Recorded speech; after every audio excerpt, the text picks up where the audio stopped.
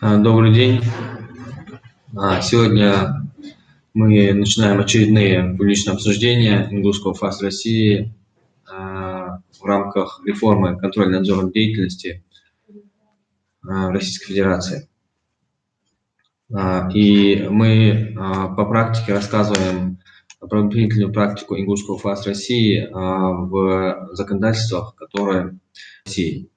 Второй квартал 2021 года индусского ФАС России рассмотрено 37 жалоб в сфере контроля госзаказа.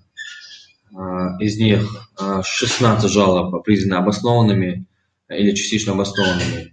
21 жалоба в связи с тем, что не было нарушения.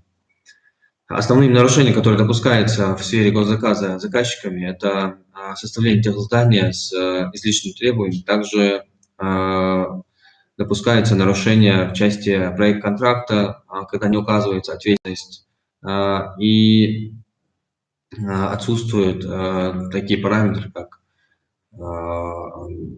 возвращение задатка или неправильное установление ответственности в части процентного соотношения начальной максимальной цены. Также есть нарушения в части необоснованного отклонения заявок участников, и данное нарушение действительно считается как ограничение количества участников. Есть документация, когда составляется заказчиками, там могут быть допущены постановленные запреты согласно постановлению правительства Российской Федерации, когда есть такие случаи, когда запреты, установленные постановлением, не надо устанавливать, но заказчик допускает эти ошибки и ограничивает количество участников, установив такие запреты.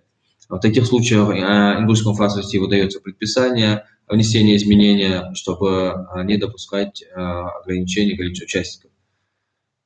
Есть нарушения в части установления, усложнения технического задания. Также в случае выявления несоответствия технической части задания инструкции и вводит в заблуждение участников, индусскому ФАС России выдается предписание о внесении изменений. По рекламе у нас продолжается рассмотрение дел по СМС-спамам.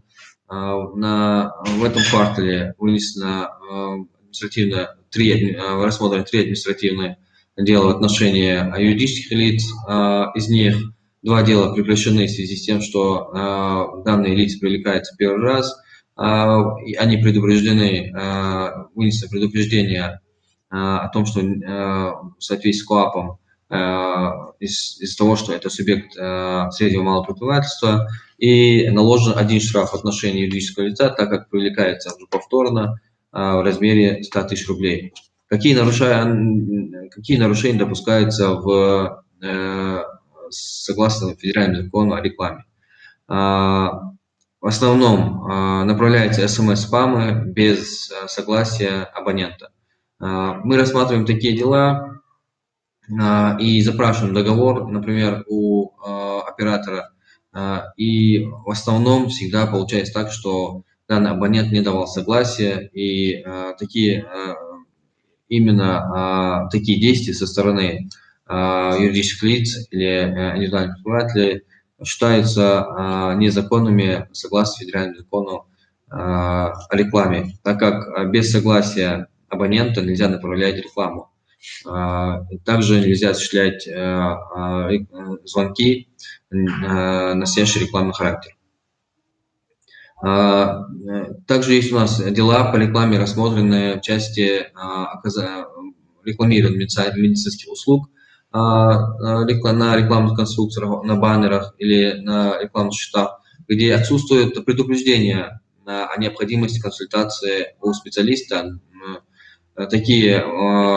Также такие нарушения выдается предписание в случае выявления таких нарушений.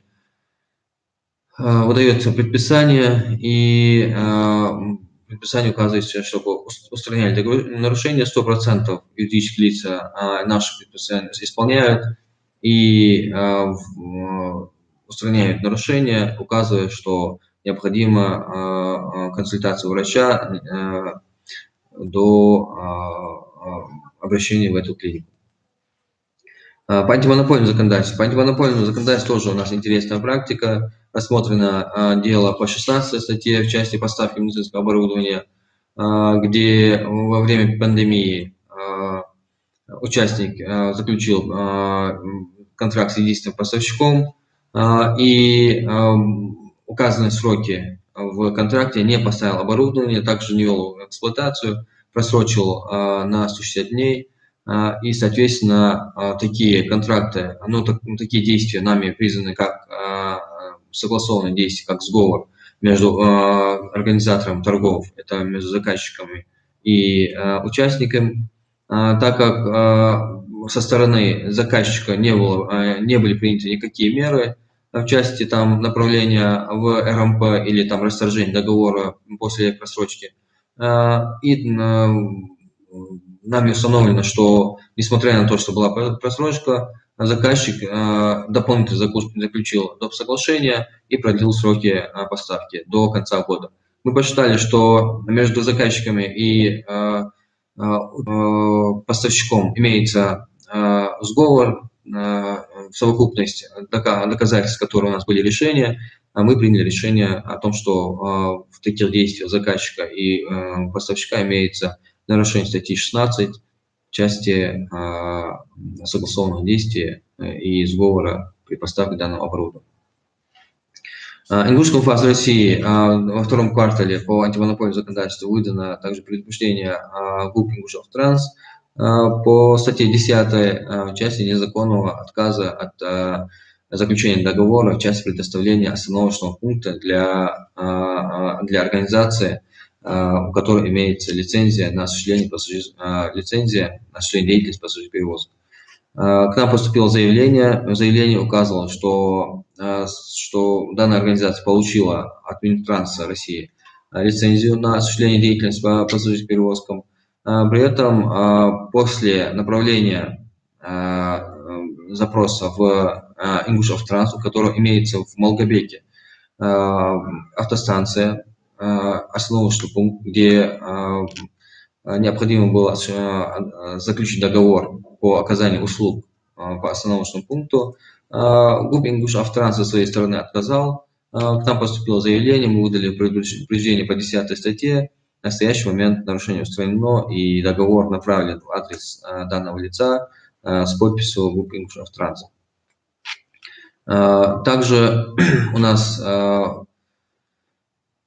по 18.1 также имеется заявление, рассмотренное в части необоснованного отклонения заявок участника. Это у нас Миннас проводил торги на отбор организации, которая будет оказывать услуги по части миграционных деятельности для лиц, которые приехали к нам в республику. Рассмотрев эту жалобу, Ингушскому ФАС России установлено, что жалоба не обоснована, но при этом само постановление, которое было издано, где был расписан порядок проведения такого конкурса, не соответствовало антимонопольному законодательству, и нам выдано предупреждение Миннацу и вынесено предписание, чтобы данный акт, нормативный акт правительства привели в соответствие антимонопольному законодательству, которое может отобрать лучшего участника для оказания таких услуг.